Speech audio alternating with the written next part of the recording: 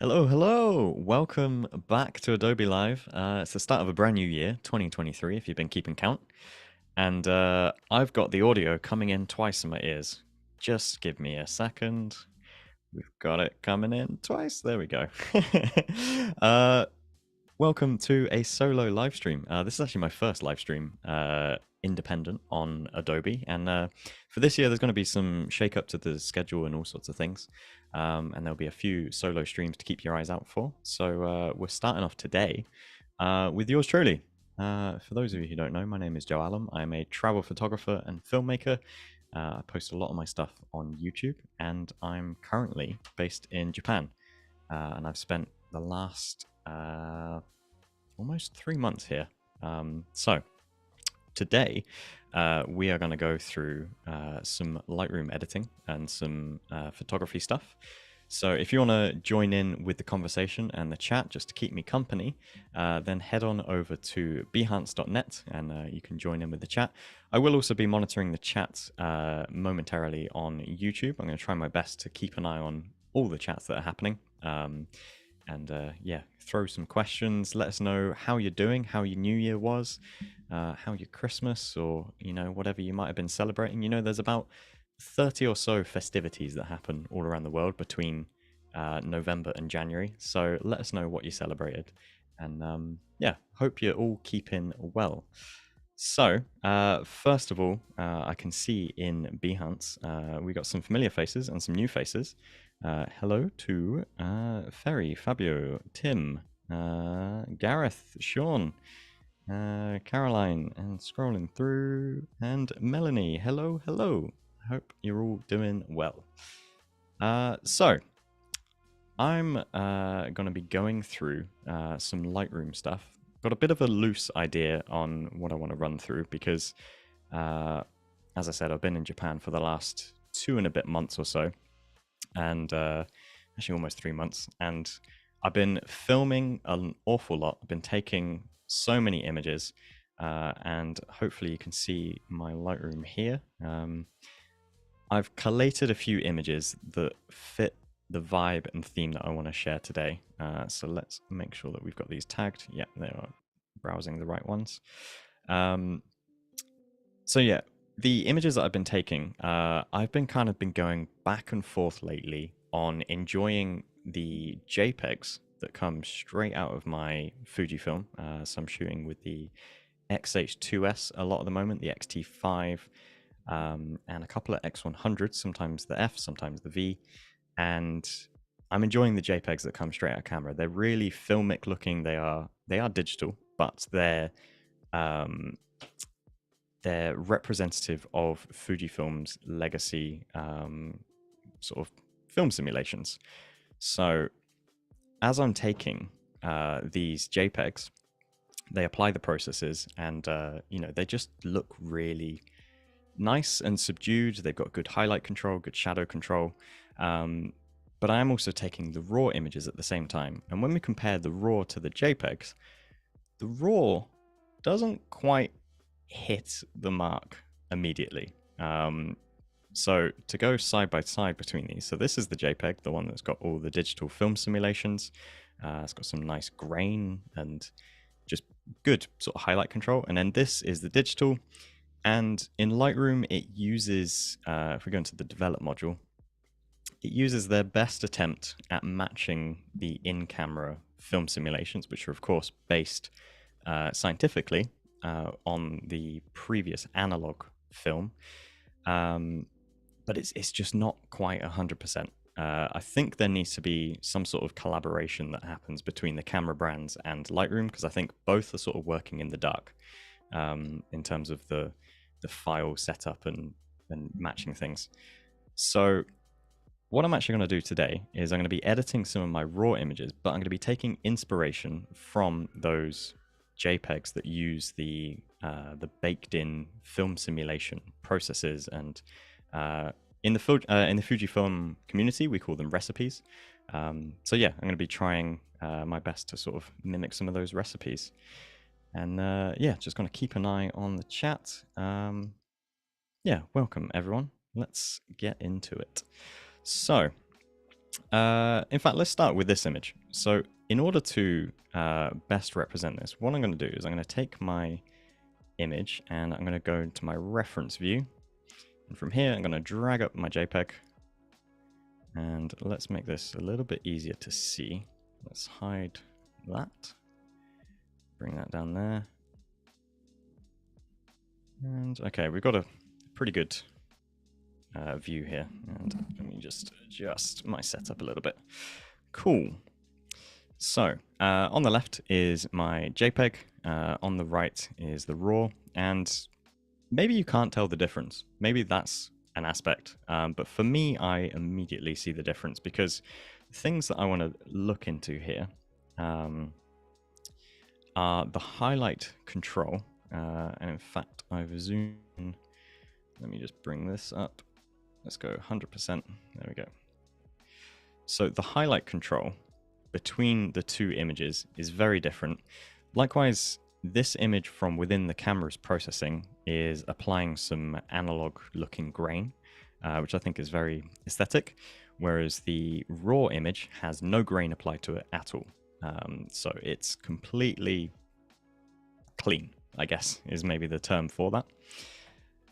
So that may be one area that we want to apply, but I think fundamentally it's something to do with just how the highlights just sort of roll off. And you can see that really noticeably in the highlights section of the metalwork here on the bridge.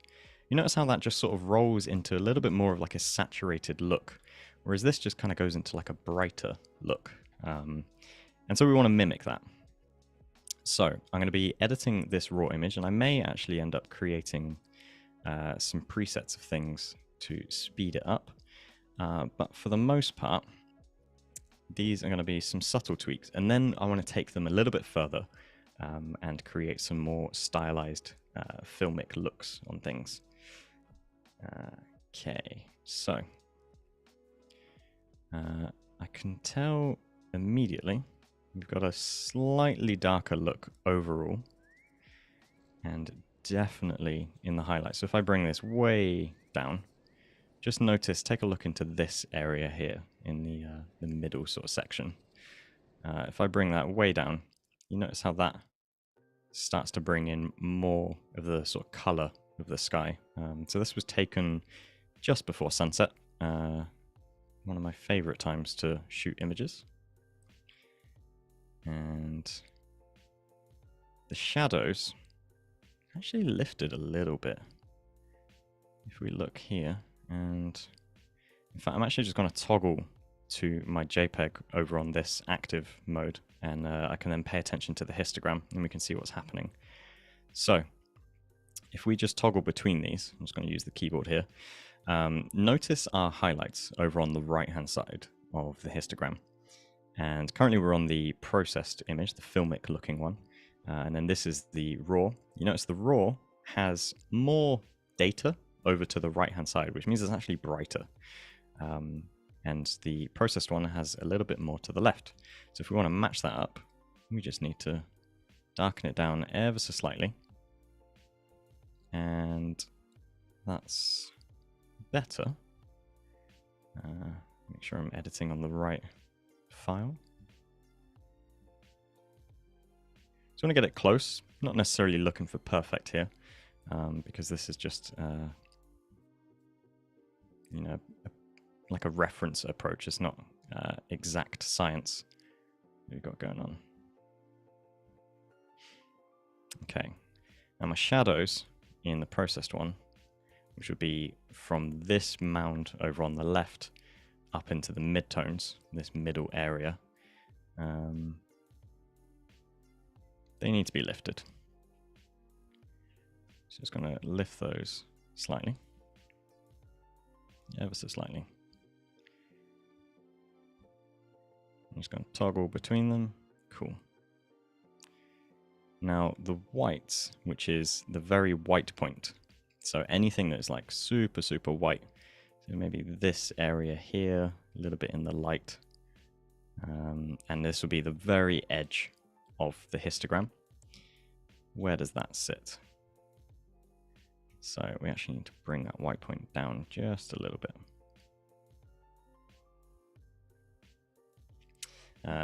Question in the chat of how to make a preset properly.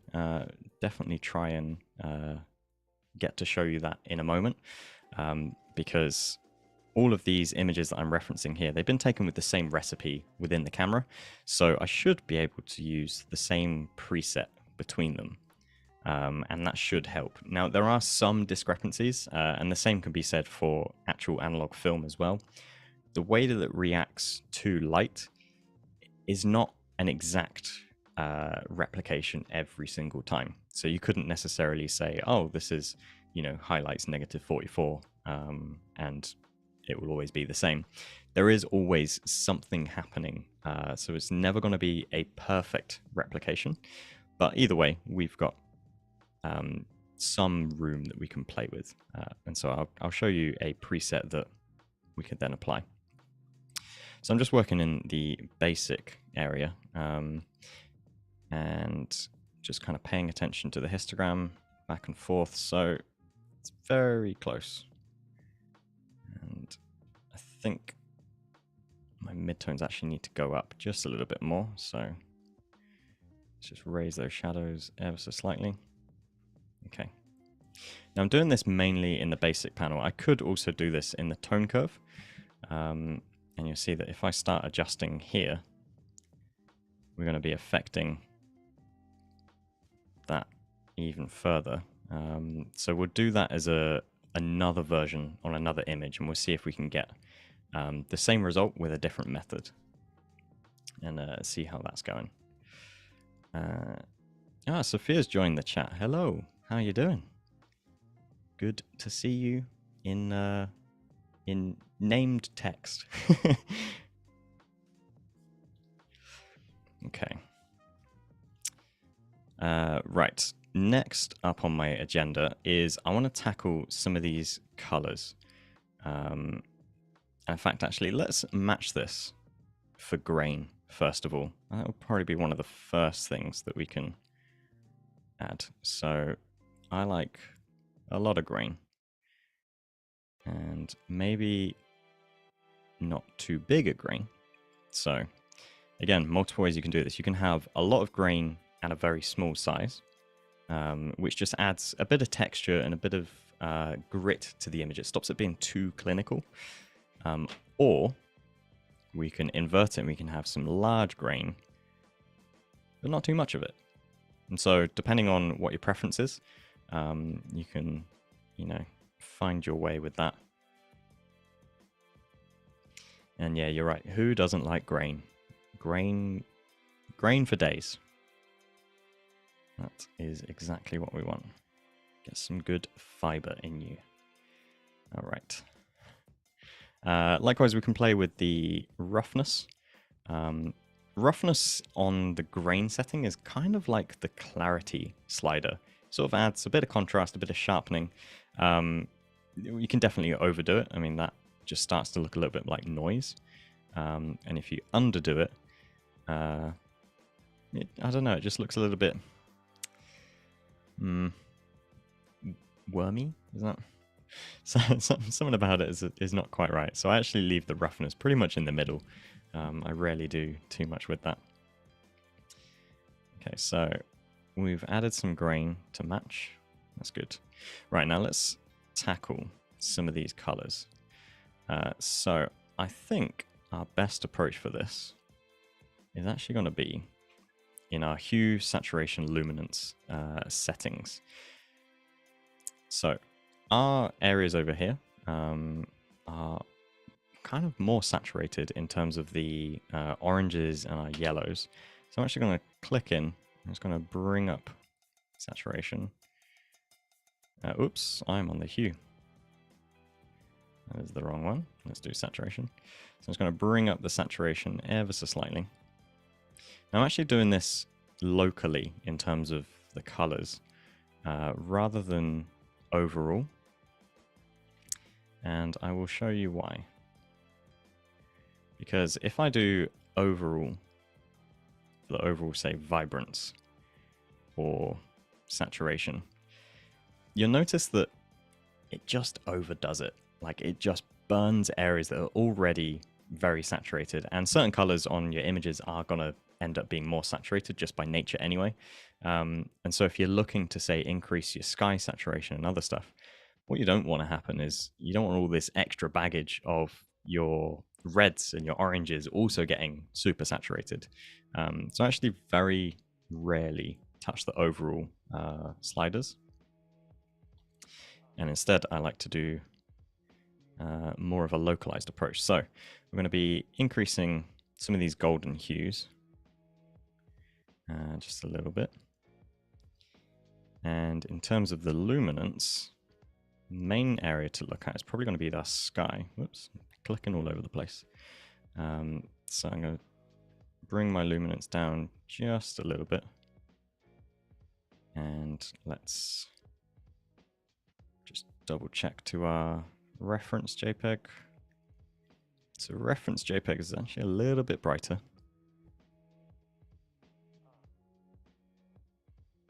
Okay, and then let's toggle overall. So this was the before image, which was the original raw. And if we actually change that to, say, Adobe Color, you can see how the profile changes. Oh, maybe that's not coming through on the live stream, actually. That's very subtle. I was going to say the original profiles, they do some subtle changes and tweaks in terms of color and processing and other stuff. Okay, so these are some little tweaks that I want to do in terms of matching. We've already got our profiles in, that's good. Now let's just do some extra editing.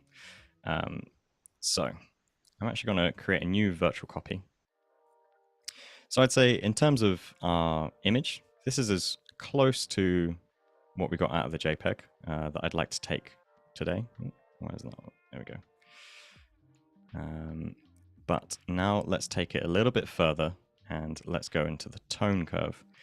And this is where I want to play and create my own sort of filmic style.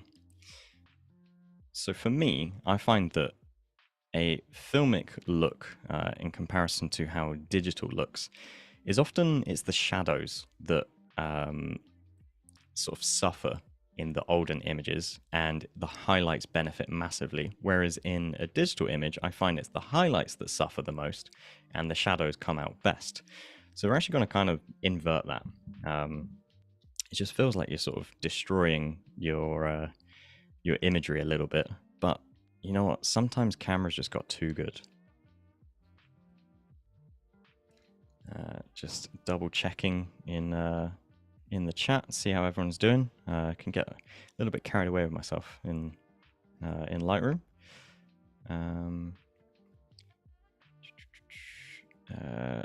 People sharing how to make the presets. Thank you. I will come to that in a moment as well. And all right, cool. So let's just, I don't want to use the word destroy, but let's destroy the shadows a little bit. So what I'm doing is I'm just lifting the black point. So this very left portion down here, this represents true black in an image, and this top right portion represents true white. So this is 100% luminosity for the values that are supposed to be 100% luminosity, and this bottom left is 0% luminosity for all of the values that are supposed to be 0%. And of course we can change that. So we can change anything that's supposed to be full black. We can actually lift it and we can say, actually, you know what? Let's make that more of a gray. So we're going to lift some of these, and you can see in this area, I'm just kind of losing some of those shadow details. So that's gone too far. So if we bring it back down to 0, we can see we've got the true shadow areas, but if we lift it ever so slightly, we can get some interesting looks to things. Adjust the what's called the knee, which is the midpoint where the position is. So I'm actually going to raise it up so that where our crossover happens is a little bit higher, and then I'm just going to bring down the highlights. You can toggle this on and off. And so this is without the tone curve, and this is with it on. You can see it's just sort of flattened it and just softened it ever so slightly. Now you can definitely overdo this, and I find that I want to just tweak things ever so slightly. And then come back up, and maybe let's bring contrast back a little bit as well. Okay. And let's just go back and forth. Okay. Now, likewise, some other things in terms of editing where you get some character from your images is in color grading. So I'm just going to apply some, I guess, color to the shadow areas. And this is quite a sensitive wheel. So as you move it around, you can go, whoa, look at that. You can go disco mode. Let's not be too wild. You know, it is only Monday. Let's keep it steady, and then we can adjust the intensity of it.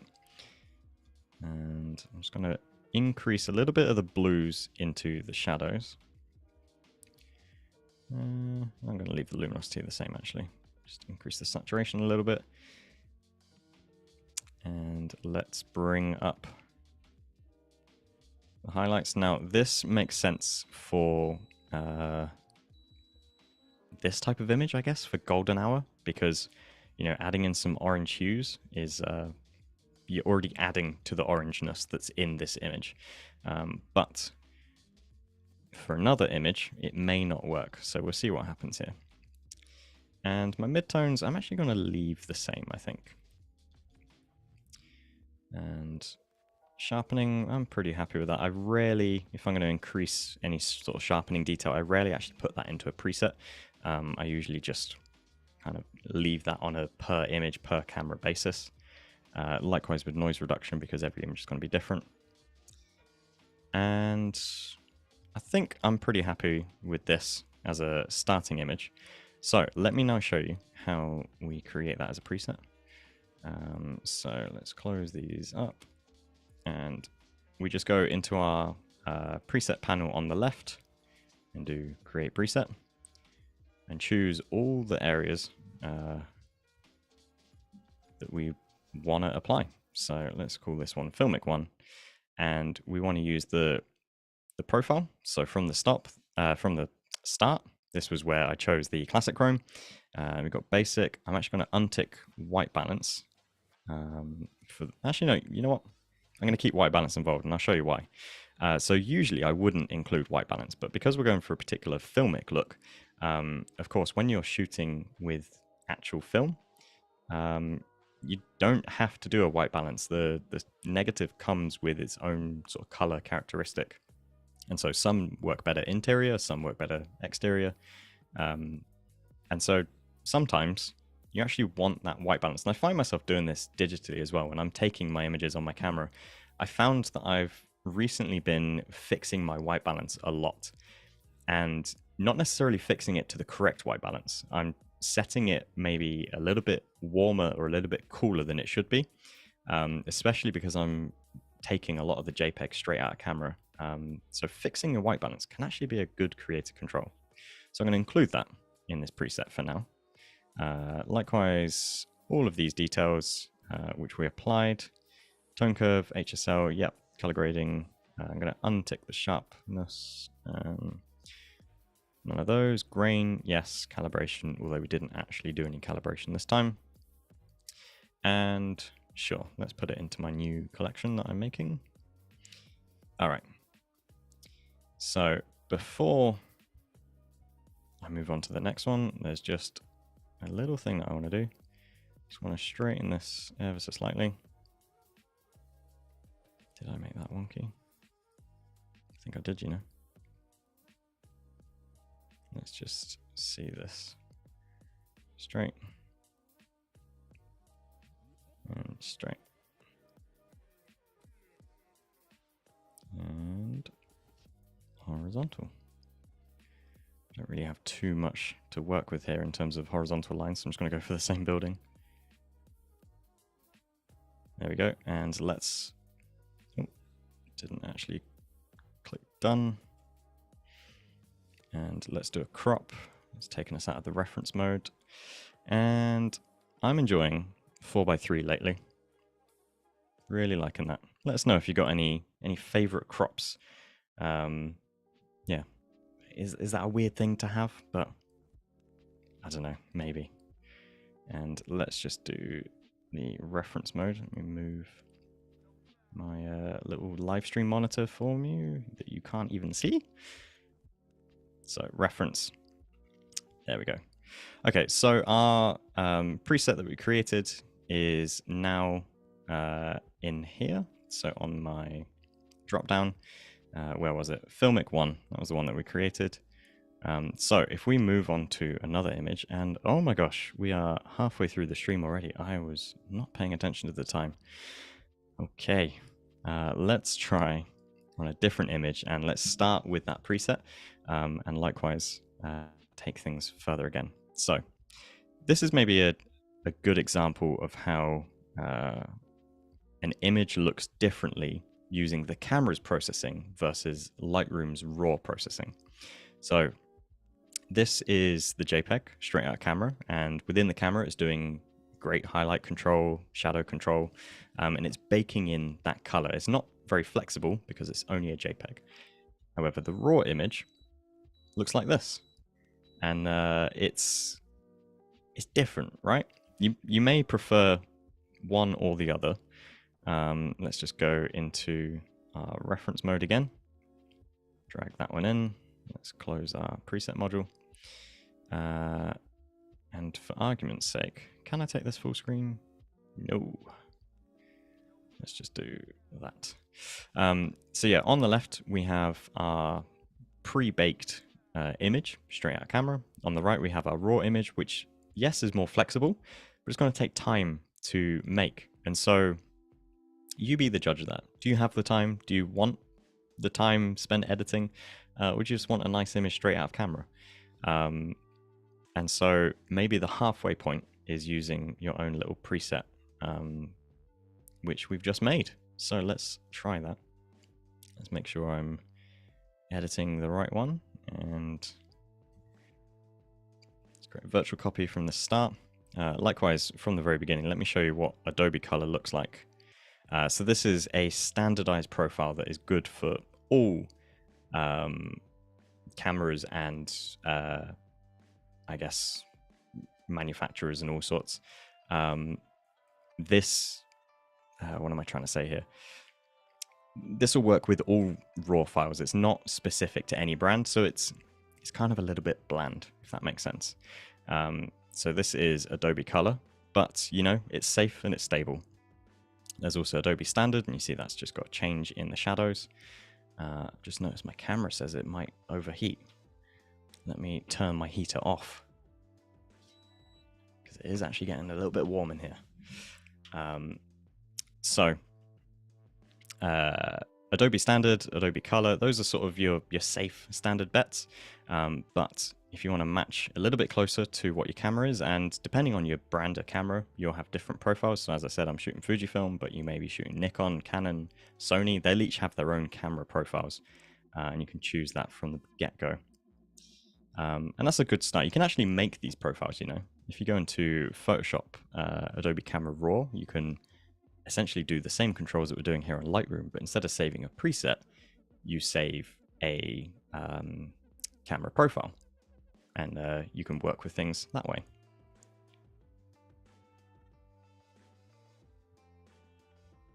Okay, there's a question in there of, is this a new time frame for Adobe UK? Yeah, I think Tim is going to be doing a roundup of all the new scheduling and times in his stream tomorrow.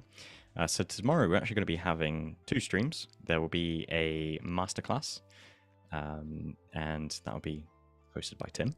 And then there will be not a masterclass. What's the word I'm looking for? A crash course. That's the one. There'll be a crash course with Tim. And then there will be the masterclass starting, which will be a 3-day stream. That's 3 individual days. It's not going to go on for 72 hours. And that will be with Tony and Liz. So yeah, looking forward to that. And that'll be a new sort of format for Adobe Live. And yeah, let us know what you think in the chat. And likewise, we're streaming a little bit later, so maybe you've had your lunch and you're in a little food coma and you're just taking your time before you return to work, or maybe you're having a late lunch. This is generally around the time that I would have lunch if I was in the UK. Instead, this is after dinner. After dinner, this is like second serving of ice cream time if I want, for me in Japan. Anyway, let's try a... did I create a copy? Yes, this is a virtual copy. Let's try my preset. So we can see that preset I created has been applied, and it's not done the same thing that the previous image did. And this is where you can't necessarily just recreate the same image settings and be done with it. There's always going to be sort of discrepancy happening. That being said, I do like how this has come out. And now I'm in a position where I prefer the raw image to how the JPEG looked. If we go back to the original, that was this one. And I could maybe tweak it ever so slightly. Let's maybe not bring the highlights down as much. And maybe bring the overall look to things. And now let's just straighten things out. We've got some good strong lines here. I should be able to straighten this very nicely. Boom. Anyone else a big fan of big, brutal concrete structures like this? I'm definitely a big fan. And Tim saying, almost time for midnight snacks. That is true. I remember when I was younger planning a midnight feast with my brother. It must have been like, I would have been maybe 6 and he would have been 10. And he was like, tonight we're going to have a midnight feast. And I remember he put, I don't know, like half a sandwich and maybe a chocolate bar or something in a lunchbox in the fridge and hid it at the back of the fridge. I have no idea if my parents knew. They probably did know. And just went along with the idea of, okay, we're going to set an alarm and we're going to wake up at midnight to have a midnight feast. And yeah, a really fond memory that is. And I've just noticed, so in my new version of Lightroom, we no longer have a done button, which means that I can just hit enter. And there we go. Settings applied. And let's now add in crop. We're going to leave reference view. Don't need to be told that a second time. And let's do my 4:3 because I'm enjoying that. Oof, only just brings in the whole frame. There we go. Okay. People saying lunch was ages ago. Well, I'm going to assume if you had lunch ages ago that you must be a morning person. For me, I often skip lunch because I actually have brunch. I'm always in between the breakfast lunchtime to the point that when I have breakfast, for most people, they're having, a very early lunch. I'm having a very late breakfast. But you know what? I lean into it because I got to a point where I was like, I'm not going to apologize for being a very late sleeper and late riser, because that's me. It's just who I am. Go to bed super, super late and get up, 8 hours later. So it's a normal amount. Don't judge me. Okay. Let's go back into our reference view.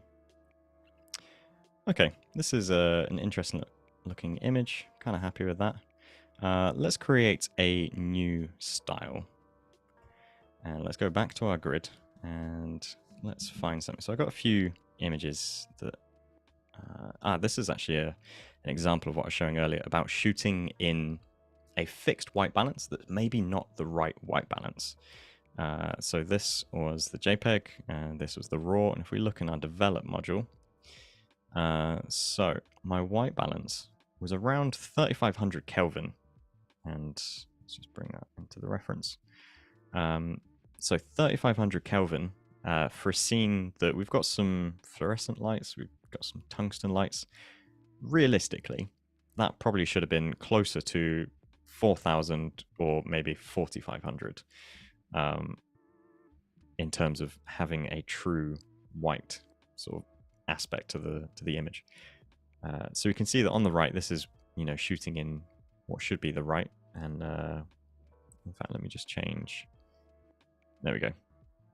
So this is what would be deemed as the correct white balance, so shooting in a fluorescent scene, whereas this on the left is what I chose as an artistic decision based on a Kelvin input. Which one do you prefer? So for me, I'm kind of digging the one on the left. I think it's got like a nice, it does have a filmic quality to it, and it's the thing with film is that it's just not perfect. And I know we keep talking about film and these digital files, but you get what I mean. And yeah, as Tim's put in the chat, it's just got more character. I'm definitely preferring this sort of tonality. So let's work with that for this image. So I'm going to leave my white balance as fluorescent. I'm just going to show about how you can manipulate things, because obviously some of this has been done in camera, and you can't expect everyone who's using their images to have done that decision in camera. And so if I left that as shot, if this was actually done correctly, this would have actually been closer to that 4400, but I can't do that without it coming out as a custom one. So we're just going to pretend, and we'll leave that as fluorescent, and then I'll edit around it to match up this looking style. So let's do it in the alternate method that I mentioned, which is rather than using the basic panel primarily, let's do it with the tone curve.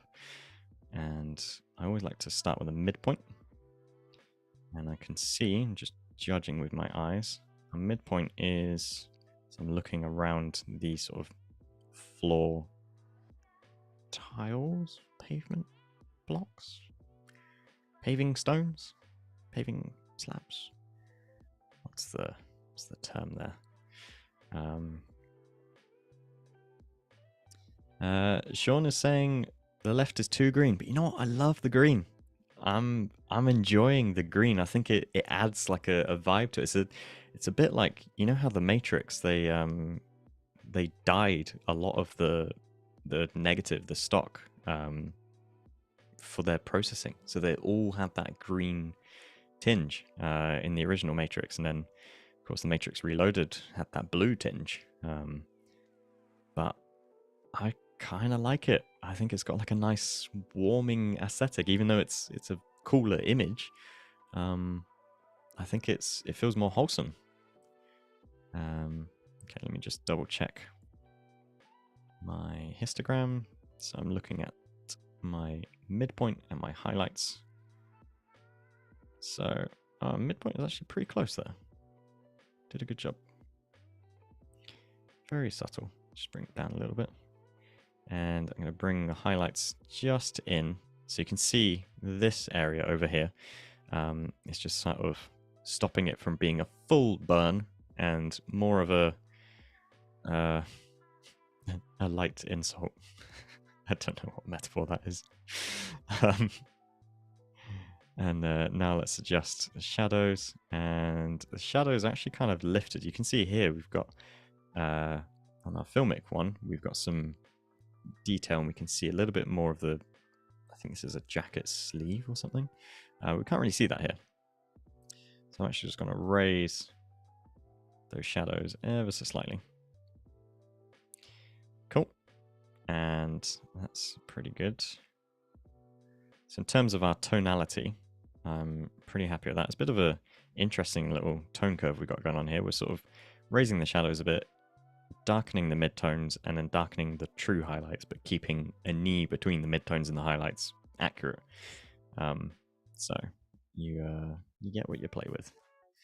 And now let's increase the saturation of our blue area, so we can see in here. Let's just increase that a little bit. And likewise, I'm going to bring down the luminance. So if I go all the way, you can see, in fact, let me just turn that off. So you notice how this, whatever sticker this is on the floor, it's just a bit more saturated in our image over here. So we're just going to bring this down. And fun thing is, saturated images are, or rather darker images appear saturated at times. There is a science to that, and I'm afraid I don't have the cognitive ability to explain. I just know it by feeling. Yeah. Okay, and likewise, increase the saturation a little bit on our yellows and our reds.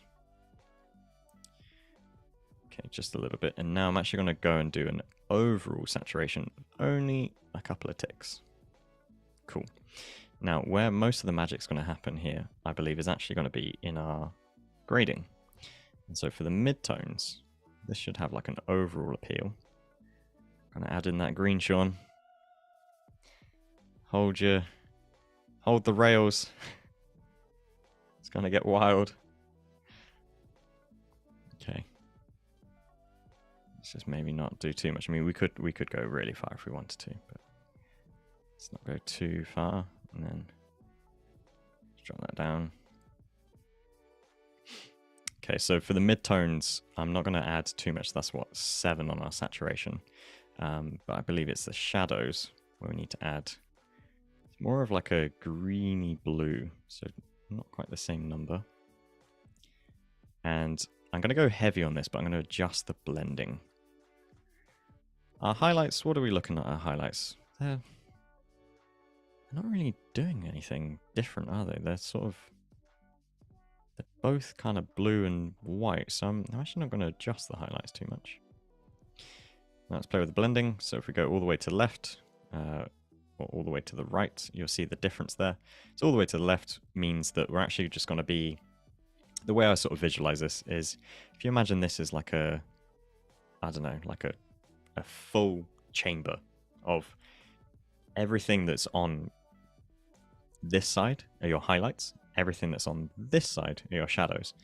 If we bring this chamber so that we get 100% to the right of this center point, 100% of that is your highlights. So therefore, it's going to be applying all that you've done on your highlights. And if we played around with that, you'll see it's definitely taken effect.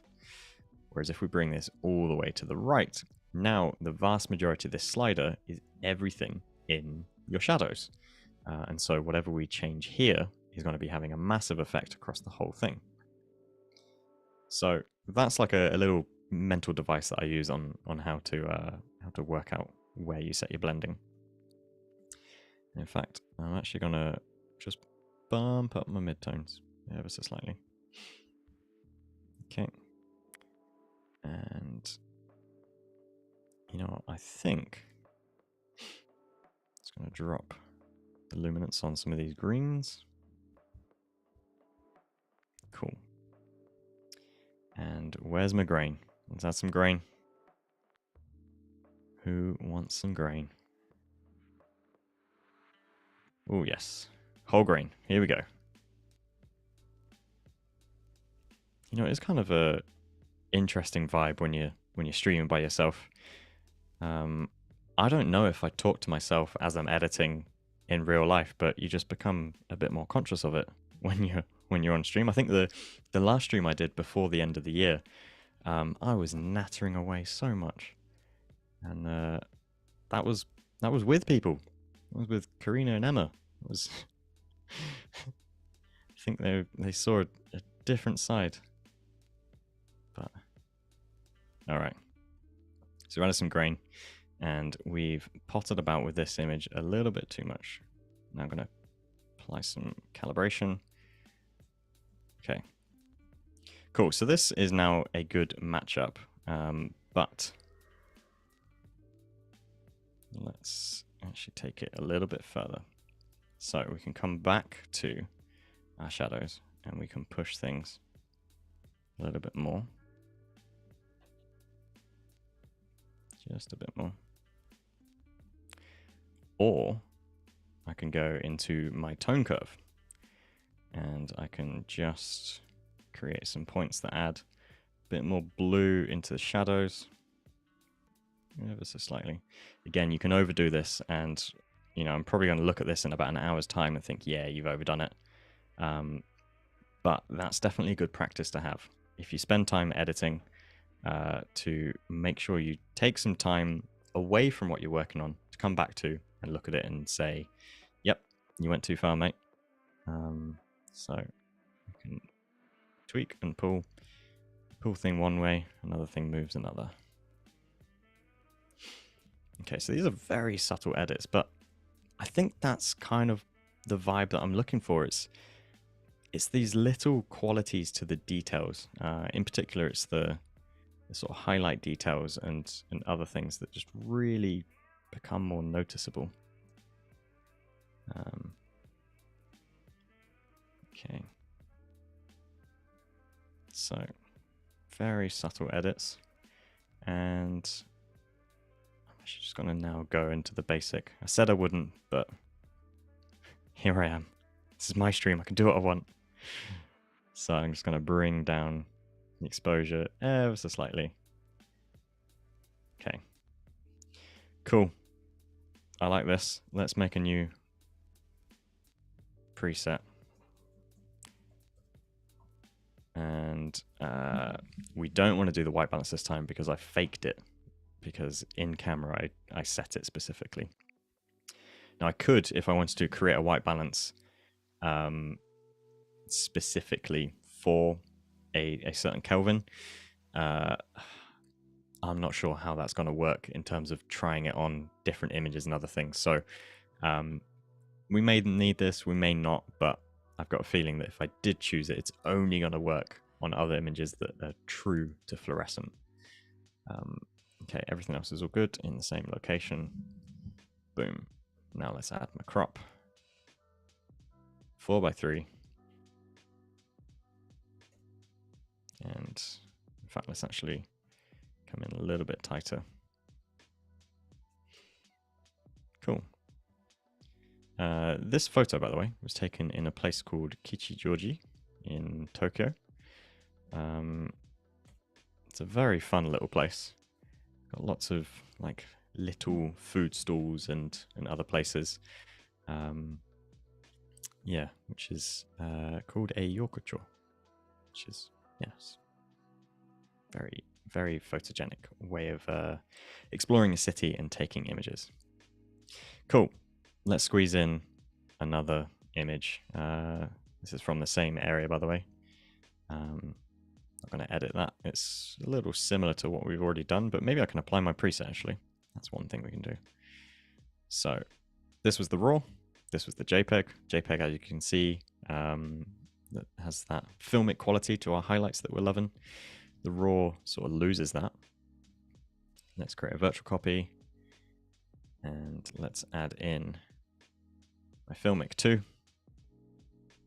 And let's compare. I've made my interface so small. I think we're looking at the right one there. Okay, yep, so this is the preset applied.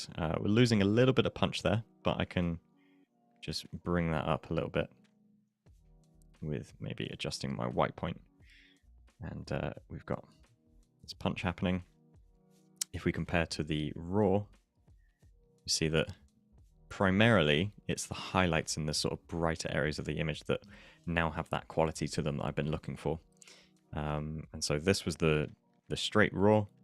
This is my preset that I've just created, the Filmic looking one. Yeah, I hope that is looking good. Sean, that is a great suggestion, actually. Putting in the title of the preset that it's a no white balance preset, or perhaps even putting the value of the white balance itself, and then maybe just duplicating the preset could work.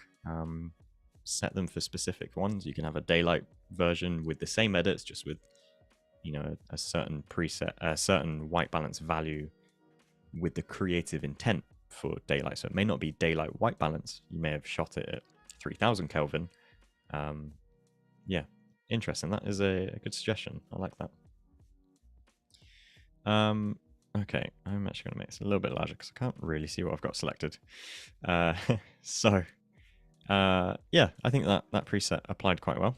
Let's have a look. Let's find something that has a really interesting quality to it. Oh, yes, this one. I wanted to do this one. So this was straight out of camera. This is a Filmic reference. This is the digital. Oh, that is oddly a tongue twister. This one is surprising how different that is, right? Like that. Look at the difference we've got between the color of, again, shooting at a forced white balance versus not. So to try and match this, I think would be an interesting task. So let's create a virtual copy. And can I... Oh, here's a feature request. I wish I could maybe scale that down so that I could see this one bigger and that one a little bit smaller, but hey, we can't do that. Okay, and yeah, Sean, would I play around with the preset amount to add to the intensity? Yeah, I definitely could. I think I still think very like old school in terms of Lightroom presets, in terms of never pushing it too far, because I like to use them as a base for things, and then yeah, just sort of like set it to be as close to what you're looking for as intended. But of course, since that new update with the ability to set the amount that you want, then yeah, it does mean that you could kind of go a little bit further overboard with your preset, and you can always dial it back, or likewise you can make it a bit mediocre and you can push it to intensity or bring it even further left. I guess I've not got my headspace there yet on thinking of it that way. Okay, let's just do a speed run. So I'm going to be all over the place on this. I'm going to be doing stuff in the basic panel, stuff in the tone curve, and let's just warm things up. I mean, warming it up is immediately having an effect, but notice how the road is losing that bluey green tint to it. So we like the color of the road when the white balance is to the left, but we like the color of the building and the white balance is to the right. I think this is going to be a color grade option. Just going to bring back some of that contrast. Here we go. Let's set our zoom. Move this window to, let's maybe do that. And then, okay, our reference is a little bit further in, but hey, we can work with that. Okay, bring down some of the contrast. Where's my grain? Is that the grain? Okay, a lot of grain.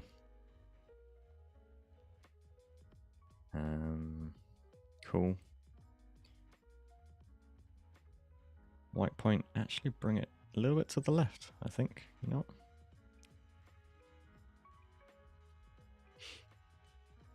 Okay, let's do a little tone curve. Alright, we've got 5 minutes. Let's just lift some of these dark shadow areas.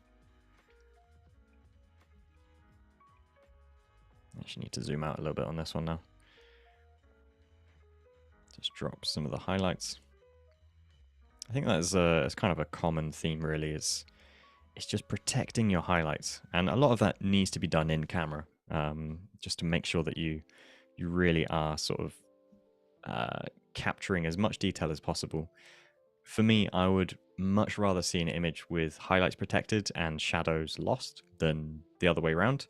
That is personal preference. Sometimes you do gotta, you gotta burn your highlights. But as a general rule of thumb, I usually prefer to keep my highlights protected, unless it's a real aesthetic look. It's something like backlit, and you've gone full blown highlight burn. But for the most part, I like to protect my highlights. Okay, so let's just do some color adjustments. We see we've got a bit of a magenta shift here in the midtones. So to counteract that, we go the opposite direction, which is towards the green. And let's just bring that there a little bit. And now we've set the road, which is in the shadows. We need to pull that a bit more down to the blue-ish. And our highlights, let's just warm them up ever so slightly. Not too far. Steady on. Okay. All right. In terms of balance, where do we want? We want a bit more mid-tone balance. Cool. All right, let's get rid of the reference. Oh, turn off that button. Okay, so here is our edit. This was the original. This is the edit. I think that's got a Filmic quality that I'm looking for. That's got everything that I'm looking to achieve. Let's just straighten things up a little bit. How are we looking? Cool. I've lost my grid, but never mind. And 4:3. We didn't get any mentions, or maybe I didn't pay attention. I've not looked at the chat for a while. On favorite crops, what aspect ratio is your ride or die? I'm just loving 4:3 at the moment. It's I don't know, it's something really nice about it. Cool. Happy with that. Let's create one final preset. And let's name this one Filmic 3. Yeah, I'm going to keep the white balance. Do I do it? Let's do Sean's tip. And let's give it a name in the preset. And let's apply that white balance to it. So as a sort of process and a method, what I do when it comes to saving these repeating styles and other things for different images is I create them from a starting point, and then I go through quite literally hundreds of images and apply them, make their tweaks, update them with the little tweaks. And it's almost like you're finding this sort of meter. You're sort of going too far, and you just slowly bounce your way into finding a style that ends up being very accommodating to multiple image types. And so that's what I'll do with this. So even though, yes, I've just created these 3 profiles today, and we can see how each of those look, I'm really liking them. I can take that to some other images and then apply them and see how they look differently. So for example, let's just jump into this one, and now we can apply 1 or 2 or 3. And already I can see that this particular image has maybe not got the punch or the detail. So I may adjust the preset just a little bit, but not too far, because the image to start with didn't have too much punch, so we can't expect too much. Let's maybe try another one. Speed run, Filmic 1, Filmic 2, Filmic 3. So those three presets that were created today, they've got an interesting vibe, an interesting look to them, and I'm kind of liking it. We'll see how it goes in an hour's time after this stream, when I look back and see, did I overdo it or anything like that? But for now, I think I'm pretty happy with that. So I'm just seeing the chat now with all your different aspect ratios. I think you're just leaning on the numpad on the keyboard with some of these. Yeah.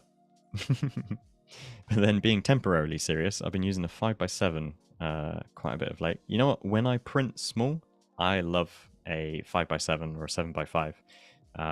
If you get them straight out of the store, they're just a good handheld size. Yeah, really enjoy those. And my big prints that I do are 50x70. So that is just 5x7, but in your 10 times bigger. Cool. So that's our run through today. That went fast, right? That was a quick stream. I hope you've enjoyed this. I hope this has been an interesting format. This has been my first time doing a solo live stream with Adobe Live. So thanks for joining. Thanks for sticking around. And we'll be back tomorrow. I'm wondering if I can get a message in my ear from Tim of what time we'll be doing the crash course. We will show on the slide at the end. That's the message. So we got the schedule coming up. Thanks for watching, everyone, and we'll see you super soon. See you later. Bye-bye.